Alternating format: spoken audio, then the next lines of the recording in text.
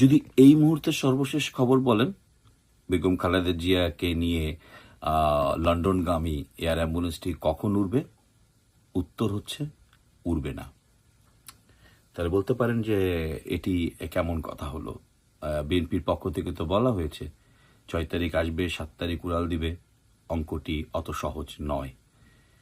খালেদা জিয়ার যে শারীরিক পরিস্থিতি, সেটা কিছুতেই হাসপাতাল থেকে অ্যাম্বুলেন্সে এবং অ্যাম্বুলেন্স থেকে এবং আবারও বিদেশগামী যেটি এয়ার অ্যাম্বুলেন্স, সেটিতে ওঠানোর সক্ষমতাতে আর নেই। আপনারা জানেন যে খালেদা জিয়ার একটি ইন্টারনাল ব্লিডিং হয়েছে এবং সেটির জন্য অস্ত্রোপচারও করা হয়েছে।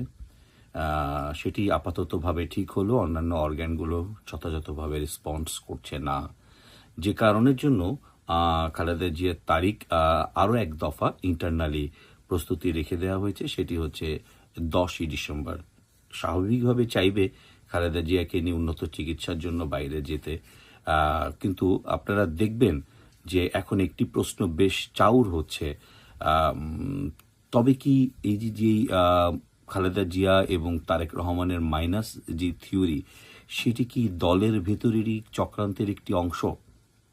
এ কথা কিন্তু অলরেডি আলোচনায় চলে আসছে, যে কারণের জন্য এয়ার অ্যাম্বুলেন্সে করে খালেদা জিয়া চলে আসবেন লন্ডনে। কাতারের আমির এই সিদ্ধান্তের যখন পুরো চূড়ান্ত, ঠিক এমনই সময়ে কিন্তু অকস্মাৎ আমরা দেখতে পেরেছি যে তারেক রহমানের সহধর্মিণী বেগম জুবাইদা রহমান, তিনি খুব তড়িঘড়ি করে শেষ মুহূর্তের ফ্লাইটে বাংলাদেশে এলেন। উনি কিন্তু ও সংবাদটি জানতেন যে কাতারের আমিরের দেয়া এয়ার অ্যাম্বুলেন্সেই তিনি ফিরবেন, প্রস্তুতি নেওয়া হচ্ছে। তাহলে কেন তিনি শেষ মুহূর্তে এসলেন? অনেকগুলো কারণ মনে করছেন। একটি হচ্ছে যে যখন অনেক রকম কথা উঠছিল দল এবং সামাজিক যোগাযোগ মাধ্যমে, যে যখন আরাফাত রহমান কোকোর স্ত্রী শর্মিলী, তিনি খালেদা জিয়ার সাথে সার্বক্ষণিক রয়েছেন, এই মুহূর্তে কোথায় ডাক্তার জুবাইদা রহমান? তারেক রহমান নানান কারণে আসতে পারছেন না বলছেন, উনি একটি বিশেষ কারণের কথা যেটি বলতে পারছেন না, এমনটিও বলা হয়েছে। নানান গুঞ্জনের ডালপালা, কেউ বলছেন তিনি সিটিজেনশিপ ত্যাগ করতে চাইছেন না, কেউ বলছেন যে তিনি অ্যাজাইলাম যেটি রয়েছে সেই প্রক্রিয়াও তিনি করতে চাচ্ছেন না। মানে কোনটি যে আসল সত্য সেটি এখন পর্যন্ত কারো জানা নেই, তবে এটি সত্য, তারেক রহমান আসছেন না। সবাই তার অপেক্ষায় বলছেন, এটি বলছেন।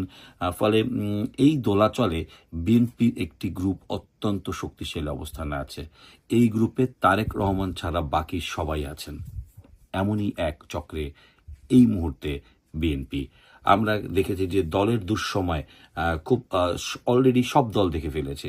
আওয়ামী লীগ দেখে ফেলেছে, আওয়ামী লীগে 111-এর সময় দেখে ফেলেছে কারা তার সাথে ছিল, কারা তার সাথে বেইমানি করেছে। 75-এর 15 আগস্টের পরে আওয়ামী লীগ দেখেছে যে তার খুব কাছের লোকগুলো কি করে বেইমানি করা শুরু করলো। বিএনপি কিন্তু এখনো এই প্রক্রিয়ায় দেখেনি। এখনো বেগম খালেদা জিয়া অফিসিয়ালি লাইফ সাপোর্টে আছেন। সো এখন পর্যন্ত পুরো বিষয়টি অত প্রকাশ্যে না হলেও দলের ভিতরে এই অংশটি অত্যন্ত শক্তিশালী।